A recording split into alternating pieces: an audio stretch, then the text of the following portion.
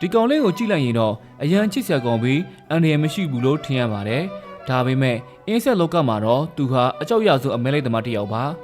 သူကတော့ဂျပန်စပိန်နာလို့ခေါ်တဲ့ခွန်ကူပိကူပဲဖြစ်ပါတယ်သူ့မှာမျက်လုံးရှစ်လုံးတော့ပါပါတယ်အလေကမျက်လုံးကြီးနှလုံးဟာ high definition camera တွေလိုပါပဲတားကောင်ရဲ့အကွာအဝေးကိုတိတိကျကျတိုက်တာနိုင်သလိုလူတွေထက်တော့အယောင်တွေကိုပုံမြင်နိုင်စွမ်းရှိကြပါတယ်သူဟာပိုက်ကွန်တွေရိုက်ပြီးစောက်ဖန်တာမျိုးမဟုတ်ပဲ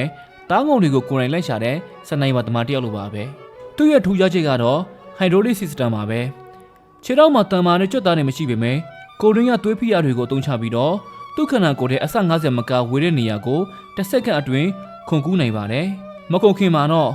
safety line အဖြစ်ပိုးမြင်လေးများကိုအောက်မှာကတ်ထားတတ်ပါသေးတယ်ခုံတော်လွှင်းသွားရင်တော့အောက်ကိုပြုတ်မကျအောင်အမှန်ခံချက်ယူထားသလိုပါပဲဒါတွေမကသေးပါဘူးသူတို့ဟာအရန်လဲအသိဉာဏ်တွေရှိကြပါတယ်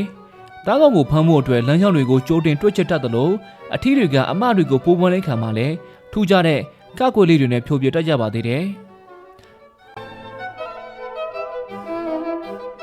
တဘာဝတရားရဲ့အမကန်ဖတ်တိမှုတွေမှာဒီလိုသိငယ်ပေမဲ့စွမ်းအားကြီးတဲ့တရားဝါလေးတွေရှိနေတာတကယ့်ကိုစိတ်ဝင်စားစရာပါပဲ